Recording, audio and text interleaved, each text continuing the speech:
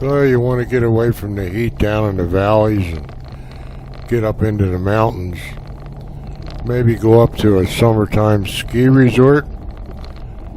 Well, Dan and Lynn are taking us up to Bryan Head, the back way. Now there's a couple other ways you can get there on paved roads, but we thought this would be a little bit neater. And Dan knew where all the really neat overlooks were, so here we go. Let's see what we can find up here.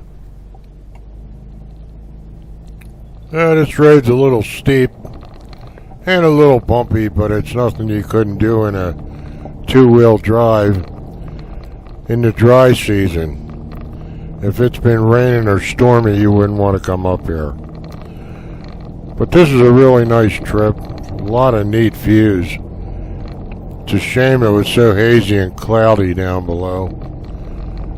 Anyway, Dan's going to show us a really neat overlook up here.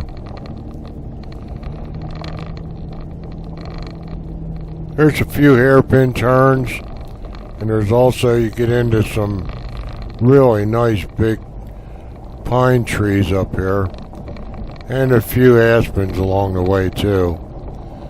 Really pretty drive.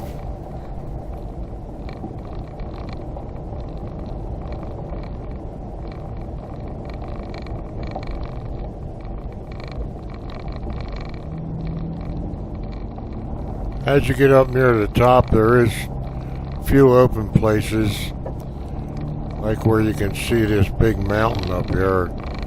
I think it might have been a volcano at one time, Sugarloaf Mountain.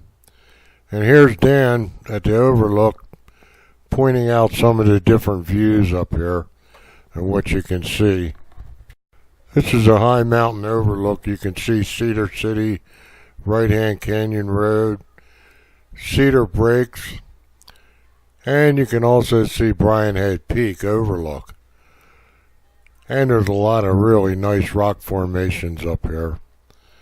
Now this is looking down from up on Cedar Breaks Peak. Then you get into the ski area where all the ski lifts are. Okay, we get down below here. We'll head up the highway. We'll go up on top of Bryan Head Peak.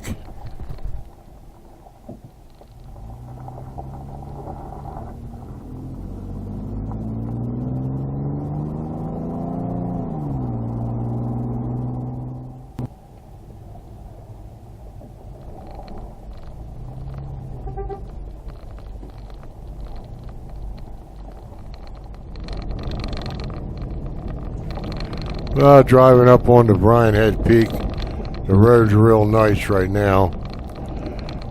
And even cars come up here and go back down with no problem. So let's take a look and see what it looks like up here.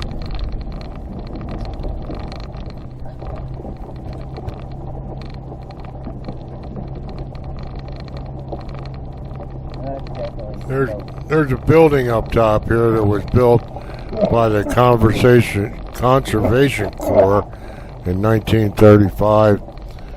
It's still standing, and it's a heck of a view from 11,307 feet. Let's take a look.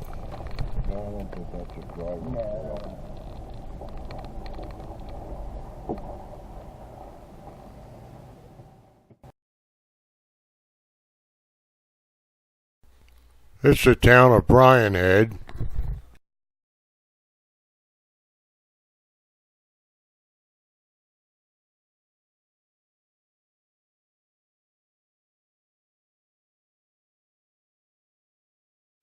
You'll see lava flows along the road headed down to Mammoth Cave.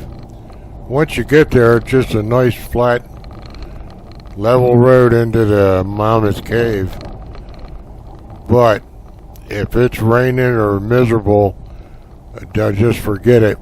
We went in there once and couldn't get down this road. It was so muddy.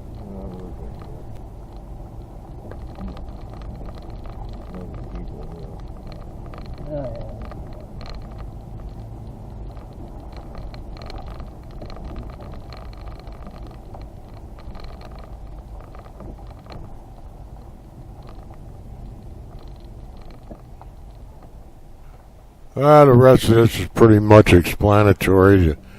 The pictures will show you what's here at the cave. The cave system's 2,100 feet long, and it looks to me like it's probably pretty neat if you got flashlights, stuff to go take a look at. It'd be worth stopping here.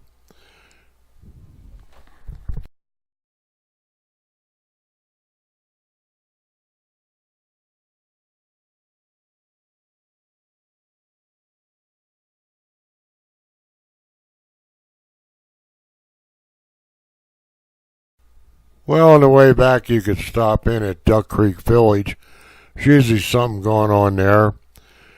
Or at Navajo Lake. Hope you enjoyed it. Please remember to subscribe.